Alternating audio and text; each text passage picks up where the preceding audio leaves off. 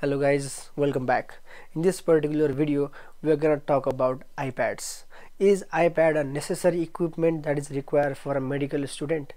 If you have got a laptop, should you necessarily buy an iPad? What are the pros and cons of an iPad? Which iPad to buy and from where to buy? यो सबै कुराहरुलाई लिएर आजको यो भिडियोमा हामी discuss गर्दैछौं. So let's begin. First of all, I'll talk about my journey with this iPad, and this is iPad 11 Pro. यो iPad चाहिँ मैले 2022 मा लिएको थिएँ, and all thanks to my brother from Japan.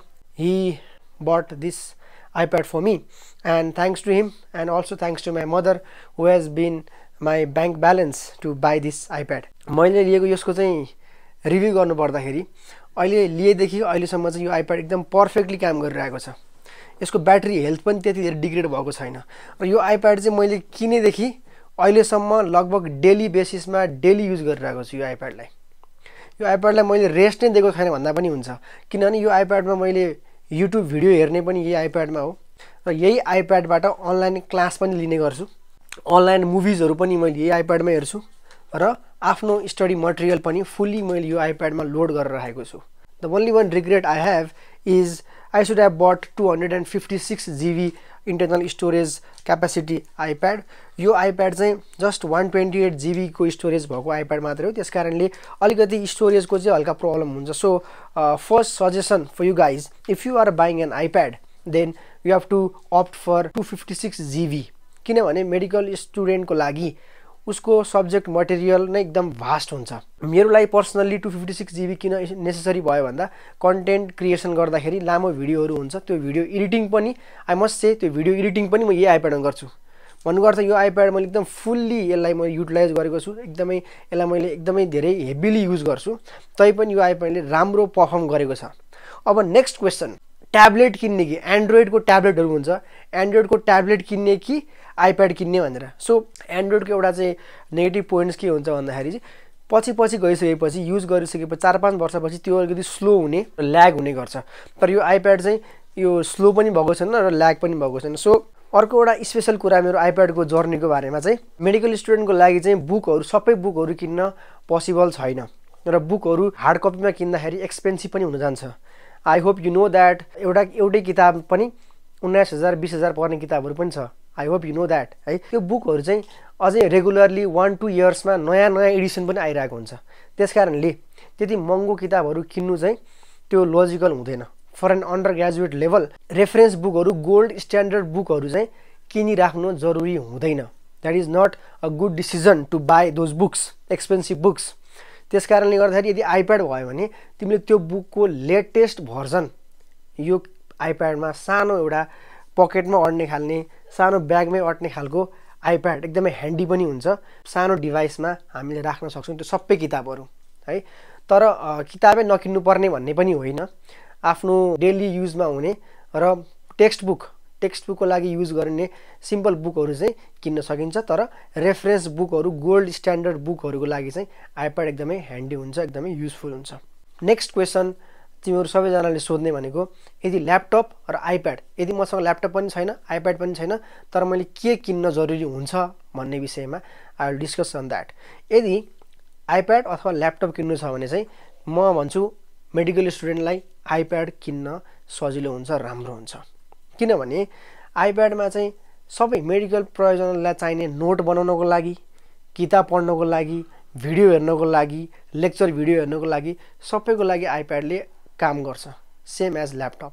ल्यापटपको धेरै कुराहरु चाहिँ iPad मा हुँदैन, तर एज अ मेडिकल स्टुडेन्टको लागि चाहिँ iPad ले एकदम इनफ रोल प्ले गर्छ. यदि अलरेडी ल्यापटप छ, यदि ल्यापटपबाट अपग्रेड गर्न चाहन्छौ भने चाहिँ iPad मा जाँदा बेटर हुन्छ. तर यदि अलरेडी ल्यापटप छ मसँग, राम्रोसँग ल्यापटपले मजाले काम गरिरहेको छ भने चाहिँ एक्चुअली आफ्नो बैंक ब्यालेन्सलाई हेरेर मात्रै iPad तिर लाग्नुपर्छ, किनभने iPad चाहिँ एकदमै एक्सपेन्सिभ पनि छ. जनरली एउटा राम्रो स्टोरेज भएको 256 GB स्टोरेज नै म अप्ट गर्छु सबैजनालाई. 256 GB को स्टोरेज भएको ल्यापटपलाई अलवेज 1 लाख भन्दा माथि नै पर्छ. सो 1 लाख इन्भेस्ट गर्नुभन्दा अगाडि यसको युटिलिटी, मसँग के मटेरियल छ, यदि ल्यापटप छ भने यो साच्चै कि मलाई iPad को जरुरी छ भन्ने कुरा पनि सोच्नुपर्ने जरुरी हुन्छ. अब गेमिङको एक्सपिरियन्स छ कि छैन आइप्याडमा भन्ने कुरा। सो गेम चाहिँ मैले आइप्याडमा अहिलेसम्म राखेको छैन, त्यही भएर पनि होला यसमा कुनै हिटिङ इस्यु अहिलेसम्म मैले फेस गरेको छैन, किनभने यो गेमिङको लागि भनेर मैले यसलाई युजै गर्दिनँ। For gaming purposes I have different devices. So यो गेमिङको लागि चाहिँ मैले यसलाई अहिलेसम्म युज गरेको छैन। यसमा मैले फुल्ली भिडियो एडिटिङ, पढाउने र आफू पढ्ने कुरामा मात्र यसलाई मैले युटिलाइज गरेको छु। सो आई होप यो चाहिँ मजाले अहिलेसम्मको यसको पर्फर्मेन्स हेर्दाखेरि अझै 2-3 इयर्स चाहिँ अझै म यसलाई युटिलाइज गर्ने सोचमा छु। टु समराइज दिस भिडियो, आइप्याडको एडभान्टेजेसहरू के छ? यो एकदमै ह्यान्डी छ, सजिलो छ क्यारी गर्नको लागि, एकदम हेभी हुँदैन, ल्यापटप जस्तो हेभी हुँदैन। Number 1 very easy to handle. Number 2 भनेको एकदम क्विक हुन्छ, चट्ट ओपन गऱ्यो मोबाइल फोन जस्तै, र क्विकली हामी कुनै पनि 1-5 सेकेन्डभित्रमै कुनै पनि बुकको कुनै पनि पेजलाई हामी टर्न गर्न सक्छौँ। सिरियस खालको एडभान्टेज, एकदमै बवाल एडभान्टेज चाहिँ यसमा चाहिँ हामीले एप्लिकेसन्सहरू हामीले डाउनलोड गरेर यो human 3D visual anatomy animation app download गरेर हामीले मजाले हामीले यसलाई पढ्न सक्छौँ, अध्ययन गर्न सक्छौँ। अर्को एकदमै पोर्टेबल हुने भयो, हामीले क्लासरुममा पनि मजाले यसलाई लान सक्छौँ। ल्यापटप जस्तो ठुलो पनि हुँदैन, एकदम युज पनि हुँदैन। अब क्लासरुममा अर्कै विषयमा पढाइ भइरहेको छ, एकदम बोरिङ फिल भइरहेछ, मलाई आफ्नै सब्जेक्ट पढ्न मन छ, आफ्नै एउटा अर्कै टपिक पढ्न मन छ भने टक्क तल बसेर खोलेर आइप्याड खोल्दा पनि सकियो। अनि क्लिनिकल पोस्टिङहरूमा चाहिँ टक्क आइप्याड लिएर गएर चाहिँ रेफरेन्स बुकहरू खोल्न सकियो। Very easy to handle. अर्को एउटा इम्पोर्टेन्ट कुरा भनेको नोट बनाउन एकदम सजिलो हुन्छ।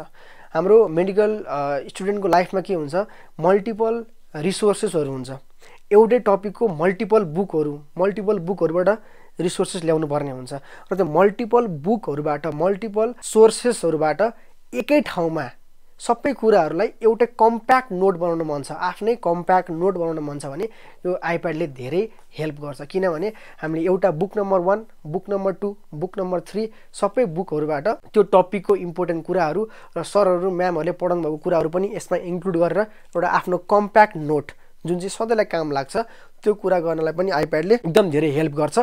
अनलाइक ल्यापटपमा त हामीले टाइप गर्नु पर्यो, त्यहाँ पनि पोसिबल भएन, एकदम गाह्रो फिल हुन्छ, त्यसकारणले आइप्याड चाहिँ एकदम ह्यान्डी हुन्छ। Okay, now let's talk about some disadvantages of iPad अथवा कन्स अफ एन आइप्याड।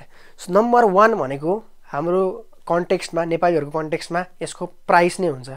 यसको प्राइस चाहिँ अलमोस्ट 1 लाखभन्दा माथि नै हुन्छ है। अझै राम्रो स्टोरेज भएको त 120-130 सम्म पनि पुग्छ। एज कम्पेयर टु आइप्याड, ल्यापटपहरू चाहिँ अलिकति इनएक्सपेन्सिभ छ। सो त्यो हिसाबमा चाहिँ आइप्याड चाहिँ अलिक एक्सपेन्सिभ हुने भयो। नम्बर 1 आइप्याडमा अलिकति गाह्रो हुने भनेको प्रेजेन्टेसन बनाउनलाई अलिकति डिफिकल्ट हुन्छ। सो किनभने प्रेजेन्टेसनलाई हामीले टाइप गर्नुपर्ने हुन्छ। सो यसमा चाहिँ हामीले म्याजिक किबोर्ड जोड्यौँ भने चाहिँ यो आइप्याड चाहिँ म्याक जस्तै काम गर्छ, तर त्यसमा पनि फेरि के कुरा आउँछ त, कस्टै कुरा आउँछ, किबोर्ड पनि अलिकति एक्सपेन्सिभ नै हुन्छ। तैपनि धेरैवटा प्रेजेन्टेसन बनाउँदाखेरि चाहिँ मैले स्टिल यो आइप्याडबाट नै बनाइराखेको छु। आई डोन्ट नो हाउ, अलिकति बढी टाइम लाग्छ। So to make slides, to make presentations यो आइप्याड चाहिँ अलिकति डिफिकल्ट हुन्छ। आइप्याडमा हामीले जुन पनि एपहरू युज गर्छौँ, एप्पल प्रडक्टहरूमा जुनै पनि एपहरूमा चाहिँ प्रिमियम फिचर्सहरू किन्नुपर्ने हुन्छ। We can not download any crack versions, third party वेबसाइट्सहरूबाट, इलिगल वेबसाइटहरूबाट हामीले APK mod APK something like that त्यस्तो खालको एपहरू चाहिँ हामीले यसमा खोल्न मिल्दैन, त्यो गर्न मिल्दैन। एकदम हाइली प्रोटेक्टेड हुन्छ यो आइप्याड चाहिँ। अनि यसमा मैले युज गरिराख्ने भनेको चाहिँ एउटा एप छ, गुड नोट्स भन्ने एप। सो यो गुड नोट्स भन्ने एप्लिकेसन चाहिँ नोट्सहरू बनाउनलाई एकदम काम लाग्छ। सो यो गुड नोट्स भन्ने एप चाहिँ प्रिमियम भर्जनको हामीले त्यो एप किन्नुपर्ने हुन्छ र त्यसलाई पनि एडिसनल कस्ट लाग्ने हुन्छ। आइप्याडको एउटा मेजर डिसएडभान्टेज भनेको चाहिँ जुन यो एप्पल पेन्सिल छ, एप्पल पेन्सिललाई पनि 20,000 एक्स्ट्रा पर्छ। यो पनि यसको एउटा मेजर डिसएडभान्टेज भयो।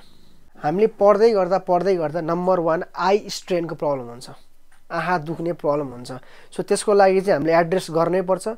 So I would like to suggest blue cut glasses सबैजनालाई, र टाइममा टेयर ड्रप्सहरू युज गर्ने र आँखालाई थोरै रेस्ट दिने। आइप्याडमा पढ्दाखेरि चाहिँ डिजिटल फटिगलाई प्रिभेन्ट गर्नु पर्यो। हामीले पढ्दा आइप्याडमा पढ्दा यो कुरा चाहिँ मैले नोटिस गरेको छु। मैले लङ टर्मसम्म क्लास लिँदाखेरि, लङ टर्मसम्म आइप्याडमा पढिसकेपछि चाहिँ त्यसपछि चाहिँ आँखा दुख्ने प्लस एकदमै थकै लाग्ने के, एकदमै नराम्रो तरिकाले थकै लाग्ने खालको पनि मैले फिलिङ गरेको छु। That thing is real. So digital fatigue is real.